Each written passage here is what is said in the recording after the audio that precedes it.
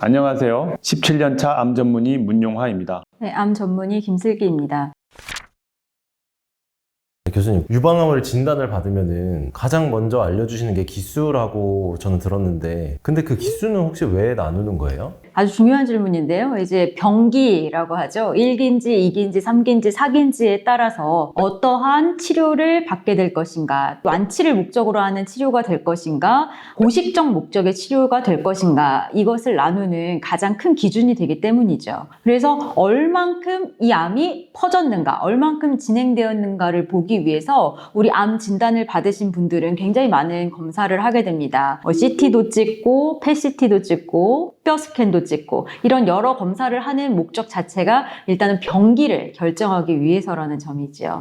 그러면 혹시 유방암의 기수에 따라서 설명 좀 부탁드려도 될까요? 그래서 모든 암은 현재 대부분 TNM 병기를 따르는데요. 이제 T라는 건 그 암 자체의 크기를 주로 얘기합니다. 유방암의 경우에는 2cm, 5cm 이 기준이 중요합니다. 그래서 1기의 경우는 2cm 미만이면서 임파절 전이가 없는 경우를 얘기합니다. 그래서 2기는 종양의 크기가 2에서 5cm이면서 임파절 전이는 심하지 않게 1단계로만 있는 그런 경우를 의미하고요. 또 2기 중에서 임파절 전이는 없지만 종양이 5cm 이상으로 큰 경우, 이런 경우도 2기에 속합니다. 그리고 3기부터는 조금은 국소적으로는 진행되었다라고 생각을 하는데요. 종양이 5cm 미만이지만 임파절 전이가 깊게 심한 경우, 또는 그 임파절이 처음에는 유방암이 겨드랑이 임파절로 갑니다만 더 진행한 경우에는 내유 임파절이라고 해서 폐 안에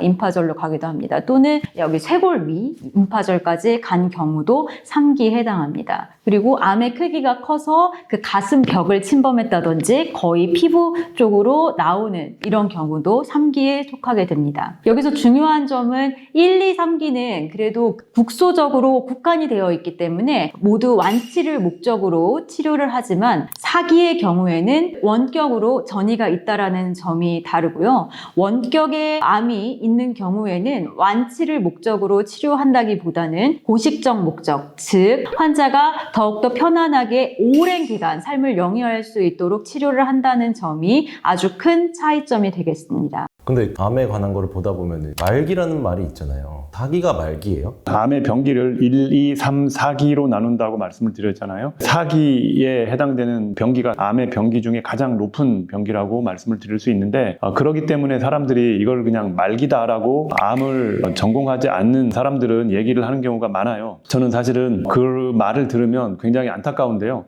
왜냐하면 말기라는 말의 어감은 뭔가 끝이 났다라는 그런 뜻을 내포하고 있잖아요. 이분들은 말기가 아니에요. 치료를 하면 좋아질 가능성이 있고요. 희망을 가지셔도 되거든요. 그분들은 말기가 아니고 항암제를 치료 투약을 했는데 처음에 효과를 보다가 물론 나중에 약을 바꾸고 여러 번 약을 바꾸어도 더 이상 치료가 되지 않는 상태, 그런 상태를 말기라고 하는 거지 처음부터 4기를 말기라고 하지는 않습니다. 그래서 사실 여러분들 그 용어를 쓰시는데 조금 그런 부분들은 구분해서 사용을 해주셨으면 좋겠습니다. 근데 교수님, 왜 4기까지만 있는 거예요? 0기나 5기는 없어요? 네, 아주 좋은 질문인데요. 5기는 없습니다. 그래서 4기가 끝이고요. 근데 0기는 있습니다. 우리 PD님 정말 역시 암정복 PD의 PD님답습니다. 0기가 있어요? 네네. 0기에 대해서 한번 설명해 주시겠어요? 네, 0기는 이제 비침습성 암을 의미하는데요. 유방암에 대해서는 0기암이 있습니다. 그래서 다른 데로 퍼져나가지 않고 그 자리에 국한되어 있는 암이 0기암이고요.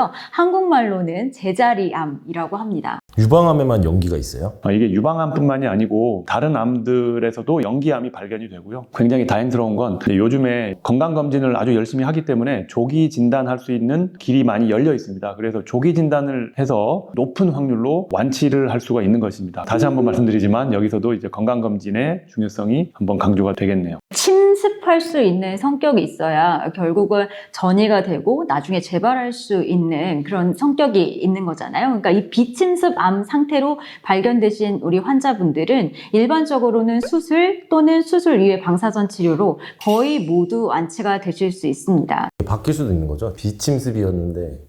그 상태에서 진단이 되지 않고 계속 놔둘 경우에는 침습암 상태로 진단이 될 수 있는 거죠. 그래서 빨리 진단하는 게 중요한 거죠. 침습으로 가기 전에 찾아내서 없애는 거예요. 그렇죠. 그런데 교수님, 수술 전에 선행 항암 치료를 하는 사람들도 있잖아요. 그 센티미터는 뭘 기준으로 재는 거예요? 네, 그렇죠. 여기서 이 센티미터는 사실 수술로 떼어낸 조직을 병리과 의사가 이 기준을 얘기합니다. 근데 이제 선행항암 치료를 하는 환자분들은 수술을 항암 다음에 하는 거기 때문에 어떻게 보면 암이 줄어들고 난 뒤에 그 센티미터를 재는 거겠죠. 그래서 이 진단 당시의 병기는 조금 더 다른 말로 임상병기라는 표현을 쓰게 됩니다. 그래서 이렇게 선행항암 치료를 하는 환자들은 수술 조직으로의 센티미터가 아니고 MRI라든지 초음파라든지 이런 것으로 잰 센티미터가 중요하겠고요. 임파절이 몇 개 전이 됐다, 조금 전이 됐다, 깊게 전이 됐다 이런 거를 말씀드렸는데 이제 수술을 먼저 한 사람들은 외과 의사가 임파절을 10개를 떼어낸 중에 3개가 암세포가 나왔다더라 이런 식으로 해서 1기다, 2기다 결정을 하는데요.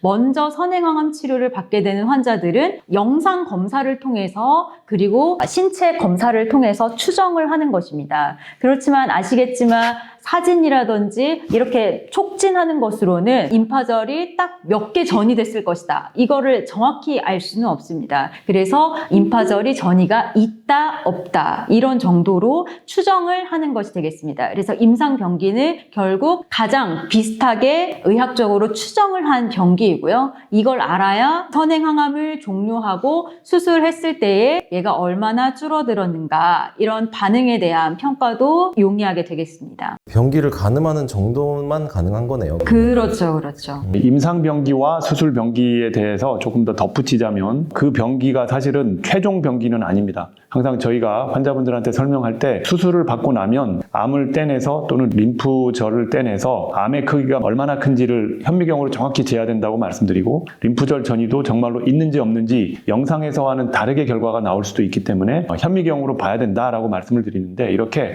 현미경으로 정확히 판단한 병기, 이게 최종 병기, 수술 병기 또는 병리적 병기가 되겠습니다. 그래서 그 환자분의 예후를 예측하는 데 있어서 가장 중요한 건 이런 수술 병기가 되겠습니다.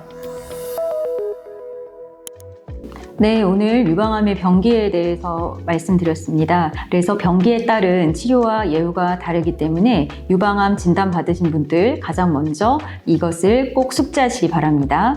오늘 영상 시청해 주셔서 감사합니다.